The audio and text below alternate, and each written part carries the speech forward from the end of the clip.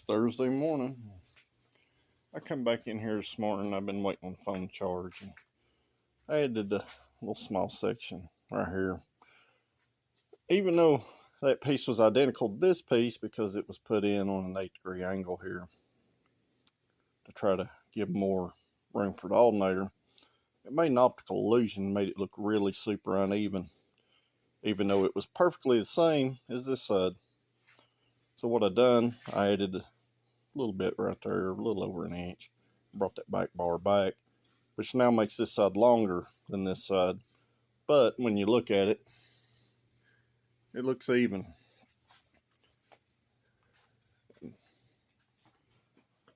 So I just done that this morning and, just kind of fixed the optical illusion. Just a little trickery there that you normally wouldn't have to do, and doesn't bother probably anybody else but myself, but I went in there and fixed it. I'm going to start working on these legs right here, run forward and back. I'm also going to add a brace in between here, something like this, obviously, just to tie all the top of the strut together, kind of like a strut tower brace without being a strut tower brace. But I'm going to do that. It doesn't look like it's going to interfere with anything, even if I do pull my torque mounts off here, or if I do put another bar up in the front, it shouldn't interfere. We got another nice sunny day. It's a little overcast, but not horribly bad. I cleaned up the yard here a little bit.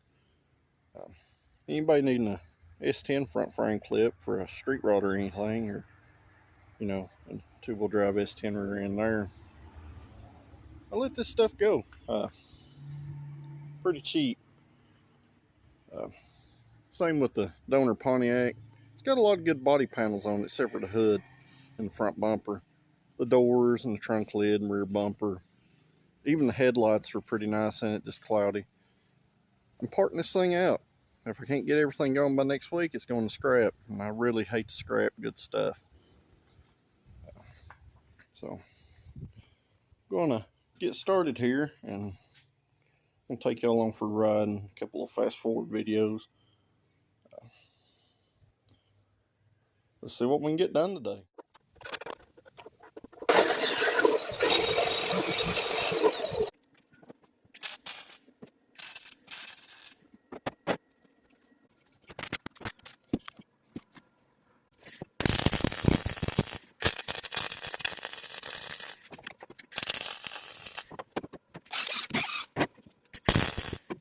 Alright, got this bar welded in here.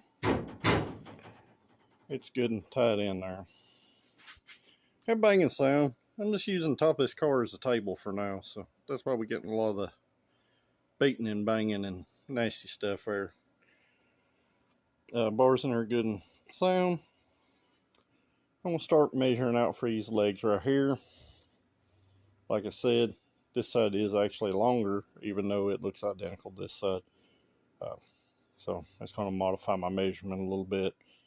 So we're going to try to have to put it in there at the same angle, but be a little bit different. That's a trick you're just going to have to learn for yourself. Try to eliminate optical illusions. Been working along on this front bar here. As you can see, I had to put a dog leg in it. And that's to clear our belt, our coil pack, and our alternator up there. I see there's a pretty good size little gap up there. I'm going to have to address that, but let's get it spotted in, just kind of mocking it up here. And on that, I did plate this joint on all 4 corners. So you get that little extra look of thickness there. And I have ground on it some, just to try to make it look a little better. It is a little bit different than the other side. But sometimes, they can't be perfectly symmetrical. It's in there on the same angle. Lands in the same spots. So I'm going to address that little gap up there. I'm going to cut that back loose and cut a little bit more off the taper there. See if we can get a little tighter fit, but that's kind of where I'm at. I've got a bar welded in here. The bottom and the top up there. So Now I'm going to start on the rear bar. Like I said, you can see why I stepped that there. Kind of got tight quarters, but we still need to be able to get the motor out with the subframe. Ultimately, that's the goal here. This is going to be able to be disassembled just like the OEM Pontiac, where you can drop the subframe out the bottom, get the motor out. So this one's going to be a little bit different, but it should work on the same principle. Another thing that can help you here, you know, this is going to be a complex angle right here. I'll go ahead and get my top angle cut, and I'll just hold it up against the backside there. Take a paint pen and you kind of mark an idea where you get. I know that's going to carry on all the way around, at least on that side.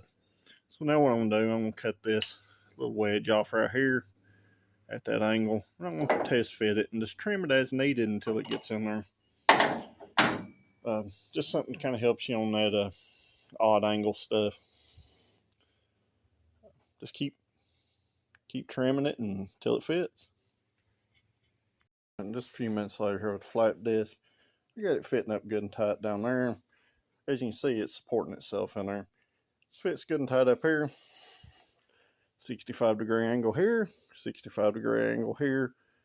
Obviously, this one's going to be a little further over than this one, but we're still making full contact at all the spots. And like I said before, that's because we're narrowed right here through the alternator. Like I said, this side's going to be a little different than the other side, but you want it to look symmetrical as close as you can get it. Ultimately, it's about safety too, so make sure you weld all this stuff in. I'm going to jump ahead right here to a fast forward video and kind of show you all this angle first. So as you can see, kind of a weird deal there, but that's what it takes. Just take your flat disc or grinding wheel and keep trimming it until you get a good tight fit on both sides. Then it's just a hold and weld. Most of the time you can just stick it in there and weld it and don't even have to hold it. But just always check your angles, check your gaps, make sure it fits good and tight. So right now we're going to fast forward right about now.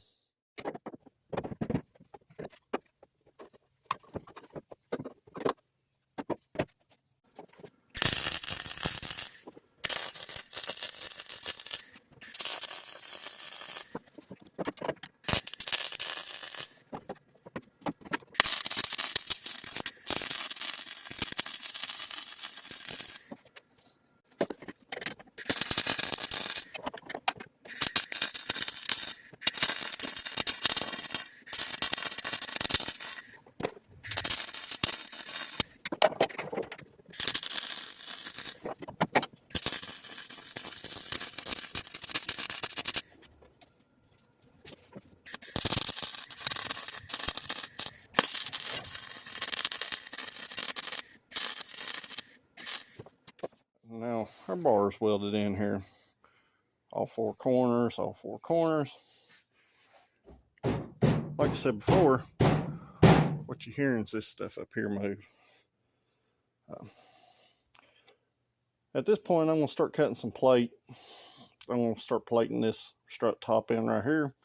Maybe we can get the strut back in it and get this other wheel on the car. Let's see how it goes.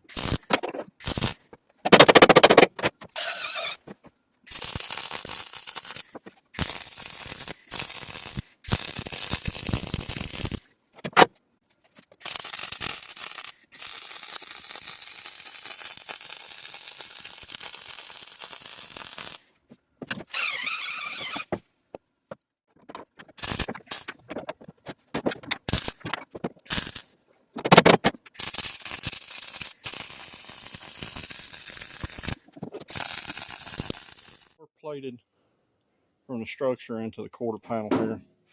I'm gonna let all this stuff cool down. I'm gonna dress up a few of these welds just slightly, just any highs. Not gonna really grind this stuff. Like I said before, this is all gonna be covered anyway and seam sealed. You won't ever see it. So we're good and tied into the body now. Everything so far is welded. I may go in and add a little small plate here on each side, just for giggles. And I'm gonna add a couple as we go down on the front structure there. Like I said, I am putting a wall there. The plate will be a little overkill, but that's where we're at. Alright, and I kind of fast forwarded here, and I'll go in there here in just a second. But I went ahead and put my top bar in here for my wall. I'm still thinking about pulling torque mounts off the front. If so, I can come in here with a piece of 1x2 heavy bar and run it straight across and tie it into that. I do plan to triangulate this down to that back bar right there. From that corner to there, and that corner to there, and that'll tie all that in together. Give us a good flat spot to mount our wall. I've not decided yet, pull a bar off here up to here. Probably a little overkill, but I'm still deciding what I'm going to do there. But I got everything is fully welded in. And at this point, I'm going to spray some primer on this raw steel. It's fixing to rain. So I'm going to spray some primer on this raw steel, get it cleaned up. I'm going to get this car moved back over here where it goes, so I can get the other cars in. So, but we're fully plated all the way around. Front bars, like I said, front bars in. Rear strut tower bars in. Made some pretty good progress so far today, and it's only about 3 o'clock, so the problem is I've almost burned through the 11 pounds of welding wire and that 100 cubic foot gas cylinder, so we're down to about 600 psi. And we're down to about 1/4 of a roll of wire, so we're making progress here, and I'll come back once I get all this primed and cleaned up. I got covered the motor up since there's so much area, but gotta get this stuff all inside and covered up, and it's not looking too great up there, as you can see. So let's get busy. Alright, I spent about 15 minutes here wiping this stuff down. Throw a tarp over the motor, just old cheap tarp from Harbor Freight there. Went ahead and sprayed all this stuff. You know, that'll flash rust, because but it kind of gives you a better idea what it's going to look like. But got everything kind of just roughed in here. This is by 100% no means done. There will be some grinding, and there will be some more welding. There will be some more braces tied in. Like I said before, weight's kind of a big deal with this. That's why I went with the 1-inch square. It's a little lighter gauge than what I normally use on something like this.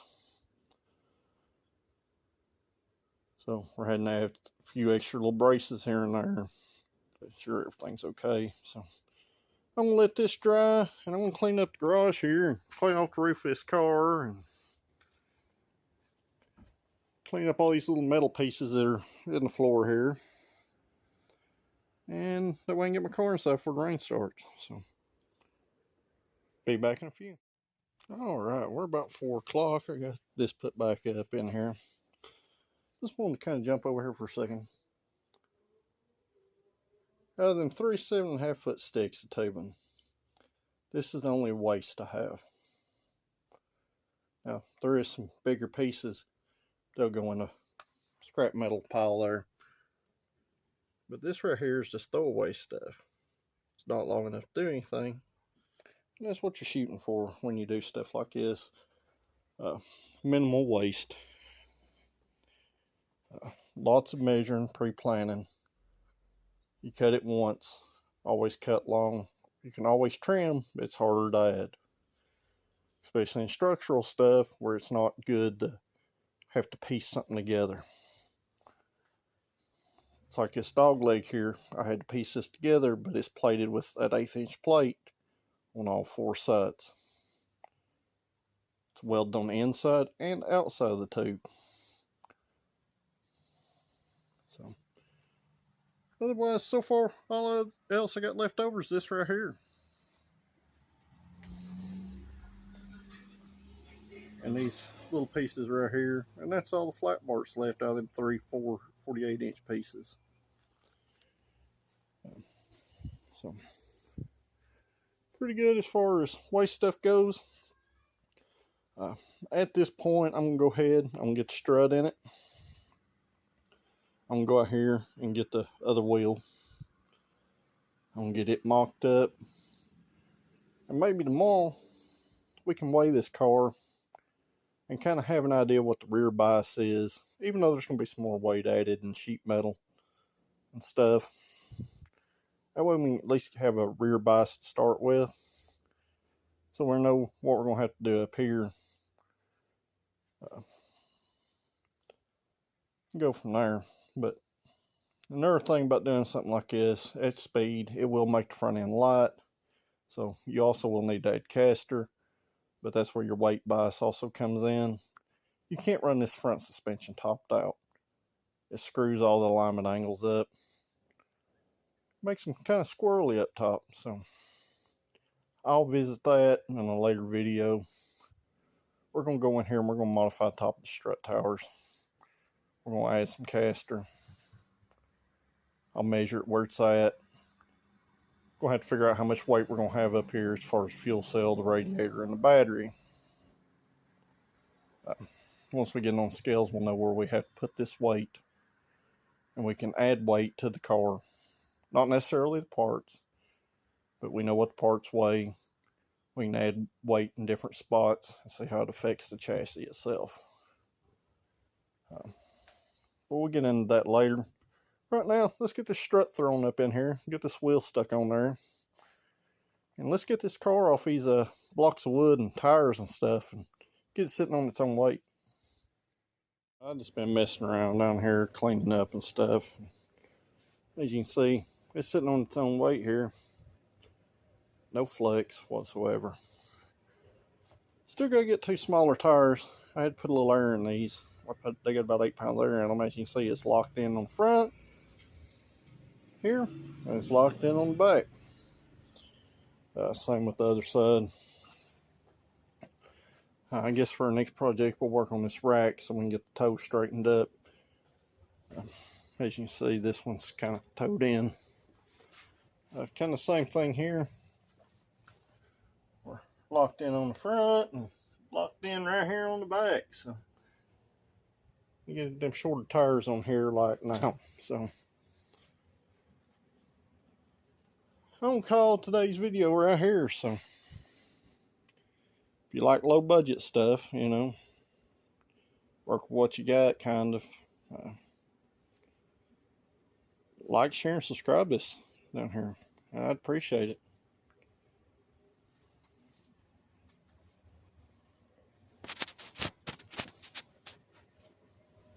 We got a long ways to go, but we're getting there. So, thanks for watching.